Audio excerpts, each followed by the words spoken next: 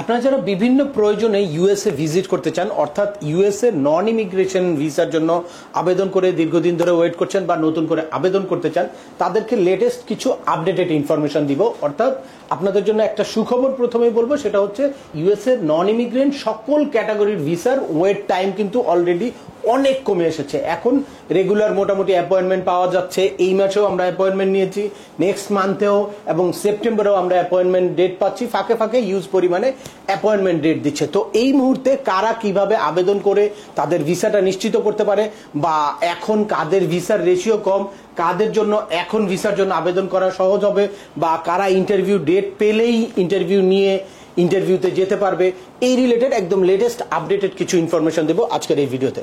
চলুন শুরু করা যাক। তার আগে বলে নিচ্ছি, যারা আমাদের চ্যানেলে নতুন বা আমাদের চ্যানেলটি এখনো সাবস্ক্রাইব করেনি, please hit the subscribe button. আর যারা অলরেডি সাবস্ক্রাইব করেছেন তাদেরকে অসংখ্য ধন্যবাদ।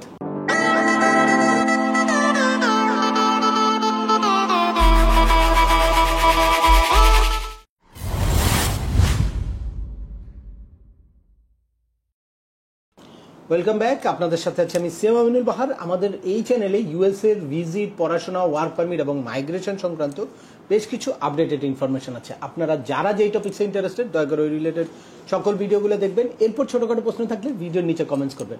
আর তারপরেও একান্ত কোনো ব্যক্তিগত পরামর্শ বা আমাদের কোনো সার্ভিস নিতে চাইলে ডিসক্রিপশনে থাকা হোয়াটসঅ্যাপ নাম্বারে অ্যাপয়েন্টমেন্ট বুক করে সরাসরি যোগাযোগ করতে পারেন। অ্যাট দ্য সেম টাইম আমাদেরকে ইমেল করতে পারেন এবং আমাদের ইউটিউব ও ফেসবুক পেজগুলো ফলো করে সবসময় আমাদের সাথে যুক্ত থাকতে পারেন। তবে অবশ্যই আমার নামে এবং এবি কনসালটেন্সির নামে হিউজ ফেক কিছু পেজ বা বিভিন্ন কেউ আমার ভিডিও নিয়ে কপি কাট করে তাদের নাম্বার বসিয়ে তারপর তারা কিন্তু বিভিন্নভাবে আপনাদের মিসগাইড করার প্রতিনিয়ত চেষ্টা করে। ওই ব্যাপারে আপনাদের একটু সতর্ক থাকার অনুরোধ রইল। এনিওয়ে, চলে আসি আজকের মূল আলোচনায়। আপনারা অনেকেই দেখেছেন যে লাস্ট কিছুদিন আগেও আমি একটা ভিডিও দিলাম যে ওখানে হিউজ পরিমাণে আমরা ইন্টারভিউ ডেট পাচ্ছি। একদম এই জুলাই মাসেই ইন্টারভিউ ডেট পেয়েছি, বেশ কিছু ইন্টারভিউ দেওয়াও হয়েছে অলরেডি। এরপরে অগাস্টে আমরা ইন্টারভিউ ডেট পাচ্ছি, ফাঁকে ফাঁকে সেপ্টেম্বরে ইন্টারভিউ ডেট পাচ্ছি। মানে ইউএসএর ইন্টারভিউর যেই ব্যাকলগটা ছিল, এই ব্যাকলগটা অনেকটাই কমে এসেছে, বা অনেকেই কি করছে, তাদের ইন্টারভিউ এখন ক্যান্সেল করছে। দ্যাটস ওয়াই হিউজ পরিমাণে স্লট ওপেন হচ্ছে নতুন নতুন। নির্দিষ্ট কিছু টাইমে আমরা চেক করলেই তখন এমনিতেই কিন্তু ইন্টারভিউ ডেট পাচ্ছি। আপনারা যারা 50,000, 60,000, 80,000 টাকা দিয়ে আপনারা ইন্টারভিউ ডেটের জন্য বিভিন্ন এজেন্সির পিছনে ছুটেছেন, সেই জায়গা থেকে একটু স্বস্তির একটা বিষয় আছে। এখন আপনারা চাইলে নিজেরাও বা কোনো এজেন্সির মাধ্যমে আপনারা হেল্প নিয়ে আপনারা কিন্তু খুব সহজেই ইন্টারভিউর অ্যাপয়েন্টমেন্ট ডেট নিতে পারছেন। তবে এখন এই আপনার বুঝতে হবে যে এখন অ্যাপয়েন্টমেন্ট নিলে কাদের ভিসা হওয়ার চান্স আছে, বা কারা এখন এই দ্রুততম সময় অ্যাপয়েন্টমেন্ট ডেট পাওয়ার ফলে তার ভিসার সম্ভাবনাটাকে ক্ষতিগ্রস্ত করলো, এটা বুঝতে হবে। এটার জন্য আপনার কিন্তু একদম রিসেন্ট আপডেট বা ইউএস এম্বাসির রিসেন্ট মেন্টালিটিটা আপনাদের জানা থাকলে সুবিধা হবে। তাহলে আপনি বুঝতে পারবেন যে আপনার কি ডেটটা এগিয়ে নেওয়া উচিত, নাকি আপনি আরও আস্তে ধীরে বা রেগুলার যেই টাইমে আপনার অ্যাপয়েন্টমেন্ট এখন ডেট আছে ওই টাইমে আপনার ইন্টারভিউ দেওয়া উচিত। ইউএস এর ভিসার ক্ষেত্রে আমি সবসময় বলি যে দুইটা জিনিস অ্যানালাইসিস করতে হবে। এক হচ্ছে আপনার এলিজিবিলিটি, আর দুই হচ্ছে কখন ইউএস এমবাসি ভিসার রেশিও ভালো থাকে, এটাও আপনাকে মাথায় রাখতে হবে। তো এই দুইটা জিনিসের কম্বিনেশন আর আপনার DS-160 প্রপারলি যদি ফিল আউট করা হয়, অ্যাট দ্য সেম টাইম আপনার যদি ওই ইন্টারভিউর প্রিপারেশনটা ভালো থাকে, তাহলে কিন্তু খুব সহজেই আপনি আপনার ভিসাটা নিশ্চিত করতে পারেন। এটা আপনার B1, B2 হতে পারে, F, M, J, মানে যে কোনো ক্যাটাগরির ভিসার ক্ষেত্রেই এটা। স্পেশালি স্টুডেন্ট ভিসার ক্ষেত্রেও আপনার কিন্তু চিন্তা করতে হবে যে কখন ইউএস এর স্টেট ডিপার্টমেন্টের মেন্টালিটি কিরকম, কখন ভিসার রেশিও কিরকম। এখন প্রথমেই সরাসরি আপনাকে স্টেট ডিপার্টমেন্টের গ্লোবাল ওয়েট টাইমের ওখানে বাংলাদেশের কি সিচুয়েশন, এইটা আপনাদের সাথে শেয়ার করবো। একটু দেখেন, এই যে আমি এই পেজটা বের করে রেখেছি, আমি দেখছিলাম স্টেট ডিপার্টমেন্টের গ্লোবাল ওয়েট টাইম। সেখানে ঢাকা দিয়ে সার্চ করার পরে এখানে দেখা যাচ্ছে B1, B2 এখন 7 মান্থ টাইম নিচ্ছে ওয়েট টাইম। আর যাদের নেক্সট অ্যাভেলেবেল অ্যাপয়েন্টমেন্ট আছে 10 মান্থ, মানে 10 মান্থ পরে নেক্সট অ্যাভেলেবেল অ্যাপয়েন্টমেন্ট আছে। আর হচ্ছে FMJ ক্যাটাগরির ওয়েট করতে হবে 9 মান্থ। এছাড়া পিটিশন বেসড যেগুলা HLO PQ এই ধরনের নন ইমিগ্রেন্ট ক্যাটাগরি আছে, তাদের কিন্তু ইনস্ট্যান্ট অ্যাপয়েন্টমেন্ট পাওয়া যাবে, আর নেক্সট অ্যাভেলেবেলও ইনস্ট্যান্ট পাওয়া যাবে। দ্যাটস মিন আপনারা বুঝতে পারছেন যে যদিও ইউএস এমবেসির রেগুলার ওই B1 B2 বা FMJ এইসব ক্যাটাগরির বেশ কিছু সময় ওয়েট করতে হচ্ছে, বাট পিটিশন বেস যেই নন ইমিগ্রেন্ট ক্যাটাগরিগুলো আছে সেগুলোর কোনো ওয়েট টাইম নাই। আপনারা যখনই আপনাদের পিটিশন অ্যাপ্রুভ হয়ে যাবে তখনই কিন্তু আপনারা ইন্টারভিউ ডেট নিতে পারবেন।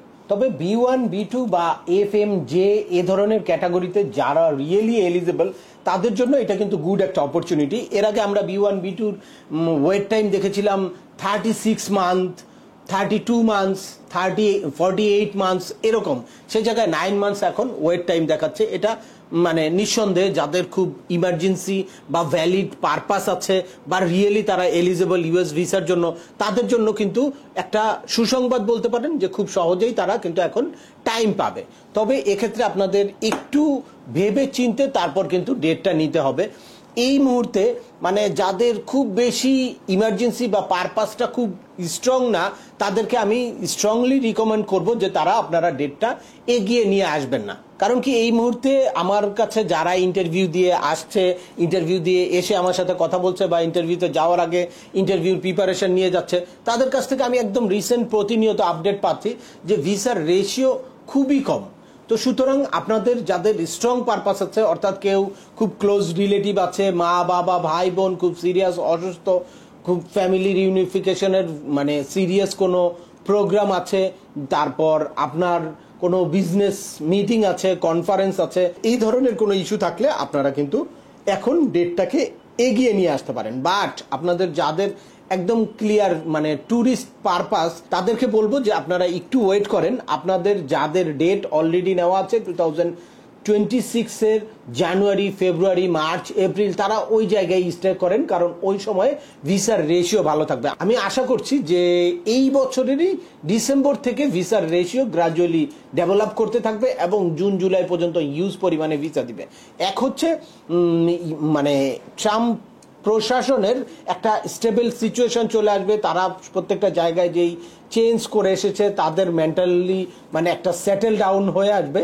আর in the meantime world cup যেহেতু কাছে আসতেছে, সুতরাং ভিসার রেশিও একটু বাড়ানোর প্রেশার থাকবে ফিফার থেকেই। অনেকেই শুধু ডেট পেয়েই খুব আনন্দিত হয়ে খুব দ্রুত তাদের ডেটটাকে এগিয়ে নিয়ে এসে গিয়ে রিফিউজ হওয়ার কোনো কারণ নেই। কারণ আপনারা জানেন যে ইউএস এর ভিসার জন্য আবেদন করে আপনি যদি একবার রিফিউজ হন, তারপরে কিন্তু 1 বছর তারা ডিসকারেজ করে আপনাকে আবেদন করার ক্ষেত্রে। সেক্ষেত্রে গিয়ে ইন্টারভিউর স্লটই অ্যাভেলেবেল পাওয়া যায় না। দ্যাটস ওয়াই আপনি এখন রিফিউজ হয়ে তারপর চাইলেই কিন্তু আবার ডিসেম্বর, জানুয়ারি, ফেব্রুয়ারিতে গিয়ে আবেদন করে ডেট নিতে পারছেন না।